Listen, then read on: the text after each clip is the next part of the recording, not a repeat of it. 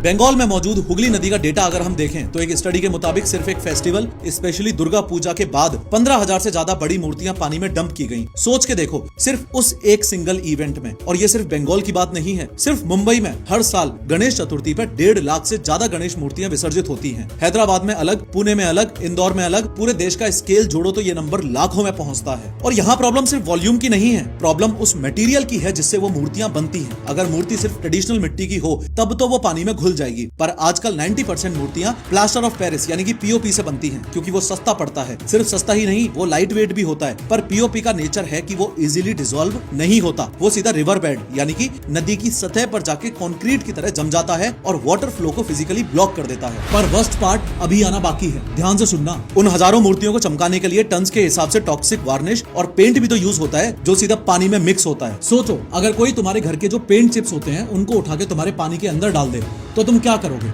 लड़ मरोगे ना। पर जब एग्जैक्ट सेम चीज टन्स के स्केल पर नदी में हो रही है तो किसी को कोई फर्क नहीं पड़ता। और उस पेंट के अंदर क्या है ये जानना तो और भी ज्यादा जरूरी है। ऑरेंज और ब्राइट कलर्स बनाने के लिए स्पेसिफिकली मर्क्यूरी और लेड यूज होता है, ग्रीन कलर के लिए क्रोमियम और ब्राइट येलो के लिए कैडमियम यूज होता है। समझने वाली बात यह है कि ये कोई नॉर्मल केमिकल्स नहीं है, ये साइंटिफिकली प्रूवन कार्सिनोजेंस हैं, यानी कि कैंसर कॉजिंग एजेंट्स और न्यूरोटॉक्सिन्स हैं जो दिमाग को जाके डैमेज करते हैं। हम प्रैक्टिकली अपने ही देश के फ्रेश वाटर सोर्सेज में लिक्विड कैंसर घोल रहे हैं और बाहर खड़े होकर ढोल बजा रहे हैं। इंपोर्टेंटली, ये डिस्ट्रक्शन सिर्फ फूलों और मूर्तियों तक लिमिटेड नहीं है। और यहाँ एक पैटर्न नोटिस करो, हर एक रिलीजियस प्रैक्टिस अपने अपने तरीके से नदी को नुकसान पहुंचा रही है।